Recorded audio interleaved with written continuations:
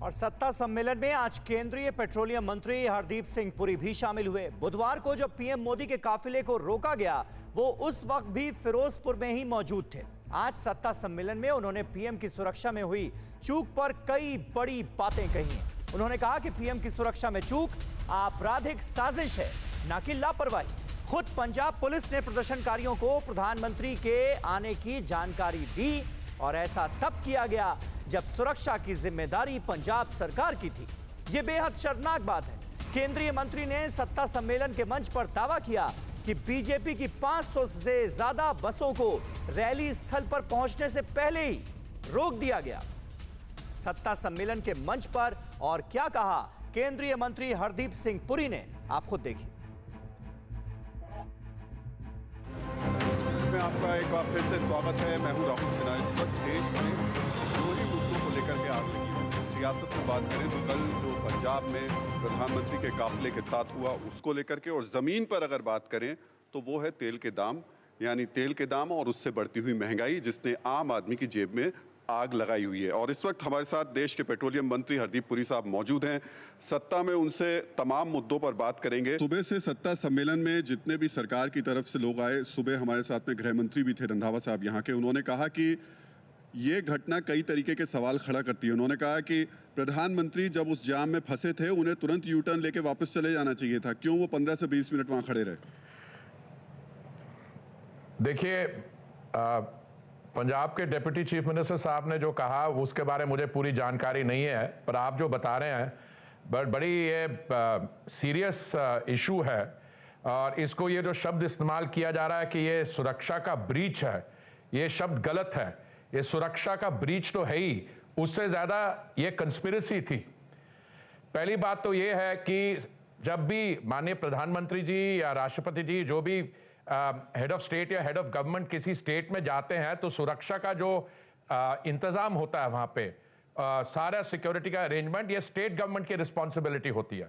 अच्छा, मान लीजिए कि रूट उनको बाय रोड आना पड़ा, पर ये रोड आने का क्लियरेंस दिया उन्होंने, नंबर 1। नंबर 2, ये कहना कि जब उन्होंने वहां पे क्राउड देखा, ये कभी हुआ है आज तक कि अगर कहीं प्रोटेस्टर्स हैं और मान लीजिए अगर वो जेन्युइन प्रोटेस्टर्स भी थे, मैं वो भी नहीं मानता हूं क्योंकि मैंने टेलीविजन पे एविडेंस देखा लोगों ने कहते हुए कि दे वर इंस्टिगेटेड टू गो देयर। दूसरा, पुलिस के अधिकारी जो फिरोजपुर का एसएसपी है, एक आदमी ऑन एविडेंस ऑन रिकॉर्ड कह रहा है कि पुलिस के एसएसपी ने बताया कि प्रधानमंत्री आने वाले हैं। पहली बात तो पुलिस ने इसकी जानकारी दी प्रोटेस्टर्स को। दूसरी बात, अगर मान लो प्रोटेस्टर्स हैं भी तो 1 किलोमीटर पहले ही पीएम साहब का कॉन्वॉय वहां रोक देना चाहिए था। नहीं, ये तो एकदम आईबॉल टू आईबॉल कॉन्फ्रंटेशन के लिए ले गए, बिल्कुल आमने सामने कर दिया। ये सिक्योरिटी ब्रीच नहीं है, दिस इज क्रिमिनल निग्लेक्ट। उनको अंदर नहीं आने दिया, वो तो मैं मानता हूं, वो पॉलिटिकल आप कर रहे हो जी। वो तो कह रहे हैं रैली में भीड़ नहीं थी इसलिए सब कहा जा रहा है। और भैया अगर बसों को नहीं आने दोगे भीड़, तो मैं तो पीजीआई में था, फुल हाउस था, 500 लोग थे। आप अपने कैमरास को करवा लीजिए। देखिए, ये लोग जो सरेआम झूठ बोलते हैं और आप बयान दे रहे हैं, आपने इंक्वायरी की है, supreme court has taken cognizance of this, judicial जो भी करेंगे कल हियरिंग में पता लगेगा। बाकी आप अपनी इंक्वायरी करा रहे हो, आई एम श्योर गृह मंत्रालय भी ये इंक्वायरी करवाएगा, जो सच है सामने आ जाएगा। लेकिन रंधावा साहब का कहना था कि डीजीपी को आधे घंटे पहले बताया गया और इतनी जल्दी ये सारी तैयारी करना मुश्किल थी। देखिए, जब भी कभी प्रधानमंत्री महोदय कहीं, माननीय प्रधानमंत्री कहीं आते हैं तो सारे alternatives are part of security. Randhawa ji को मैं अच्छी तरह जानता हूं, उनको बोलो जो स्टैंडिंग सिक्योरिटी इंस्ट्रक्शंस है, he should familiarise himself with them. अगर मान लो एक रूट नहीं चलता तो दूसरा मीन्स यूज होता है, अगर वो रूट में प्रोटेस्टर तीसरी, पर यहां तो पुलिस वाले जाके जानकारी दे रहे हैं प्रोटेस्टर्स को कि आप अभी चले जाइए क्योंकि अभी प्रधानमंत्री आने वाले हैं। जो आदमी प्रोटेस्ट करेगा उसको तो आप ये इन्विटेशन दे रहे हैं इसके लिए। वो प्रोटेस्टर्स थे कौन? क्योंकि आपका यानी कि बीजेपी की तरफ से कहा जा रहा था कि किसानों से बात कर ली गई है, उस वक्त जो रैली में विरोध प्रदर्शन करने वाले थे उनको समझा लिया गया है, इस तरीके की खबरें आई थी। फिर ये प्रोटेस्टर्स कौन थे, या फिर आप समझा नहीं पाए ढंग से?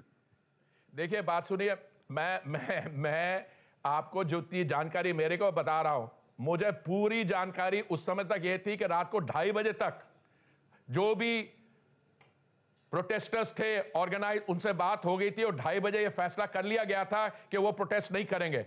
मुझे सुबह ही मेरे को हैरानगी होनी शुरू हुई, क्योंकि जो उन्होंने कहा था और जो हो रहा था, कौन प्रोटेस्टर्स है, तो पंजाब सरकार को जानकारी करवानी चाहिए। और ये किसान थे या बाकी प्रोटेस्टर्स थे, अभी तो डॉक्यूमेंट्री ऑडियो विजुअल एविडेंस आ रही है सब जगह जहां दिखा रहे हैं people are being instigated, incendiary language is being used. तो मैं सिर्फ यही कहता हूं कि अभी let this inquiries take place, but it is an act of great shame. I am a Punjabi, I am a proud Sikh. ये कभी हमारी कल्चर में, हमारी सिविलाइजेशनल वैल्यूज के खिलाफ हुआ। कोरोना धर्म नहीं देखता, जात नहीं देखता, अमीर गरीब ऊंच नीच नहीं देखता। कोरोना सिर्फ मौका देखता है, लेकिन आप उसे मौका मत दीजिए। बस इतना कीजिए, जब कभी दफ्तर से, बाजार से घर लौटिए तो इतना ख्याल जरूर रखिए कहीं आपके साथ कोरोना आपके घर तो नहीं जा रहा। भूलिए मत, कोरोना अभी जिंदा है।